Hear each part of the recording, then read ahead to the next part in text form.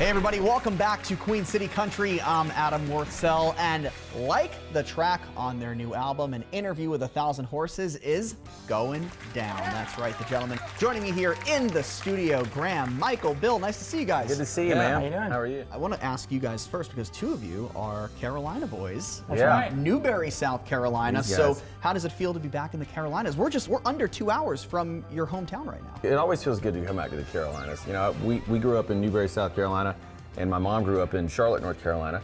So, you know, we got family everywhere and family that comes and sees us. So it's always, man, it's good to come home.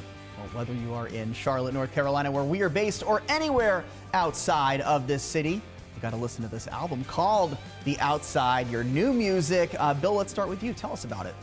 Man, The Outside, we worked with producer John Randall on this one. This is our first time working with him, and he produced, Miranda Lambert and Parker McCollum, and, we're big fans of those guys. So, man, we got in the studio with him, and, we're a band that has had 3 major label deals.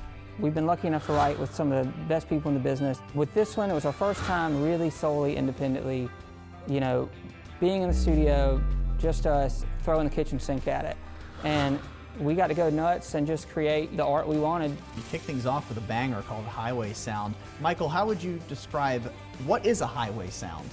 Well, Highway Sound for us, we wrote that song. We went out to my wife's family's little ranch out in Texas, and just the band, and we all got together to kind of regroup. It was during a difficult time for us, as a band, and just to write songs or see what we were going to do with this or where we were going to go with it.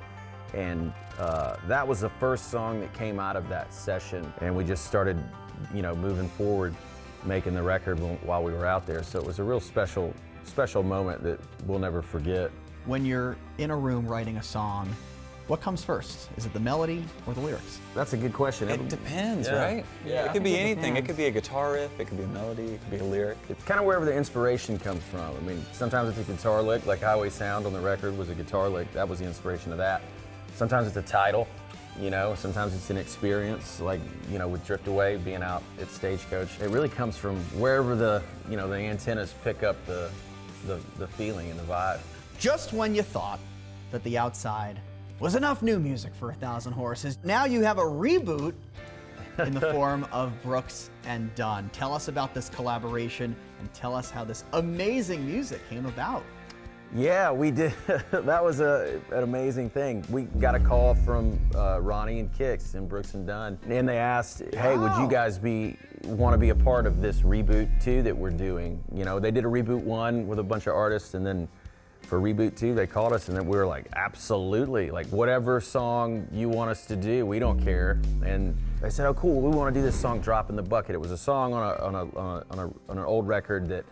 Ronnie and Kix, when we were in the studio, were telling us about how they demoed it and they never got it right, and they loved the song, but then they ran out of time. They never really got the time to fully do it the way they wanted to do it. And it was written by Kix and Bob DiPiero, and they wanted a Southern rock and roll band to do it. That's what they love. That's what they were brought up on. And they called us and said, "We want you guys to just do what you do. Listen to it, play it the way you want it, structure it the way you want it." If you could have told me when I was a little kid that I'd one day do a song with Brooks and Dunn for their reboot record, I don't know if I would have believed you. Well, we a little surprised. Brooks and Dunn, come on. I'm just kidding. Yeah, I'm just kidding. Believe me, that would be really cool. This might be a tough question for you guys, because you can only pick 4. Who is on your country music Mount Rushmore? Oh, wow. Country music with Mount Rushmore. Dwight Yoakam. Yeah. We're going to put Brooks and Dunn on there. Well, they take up 2 heads. They could. Well, we can count them as one. Okay, we'll count them as As one. one. Yeah. Just right. I like how you're actually visualizing this Mount Rushmore Yeah, right I'm- now, I'm Michael. seeing it over and you here, are too, yeah. Graham. I got to put Al Dean on my Rushmore. I'm just, we toured with him back in the day, and he became a friend, and we just were such fans of what he does. Still to this day, he's a great guy. And you got to put George Strait up there.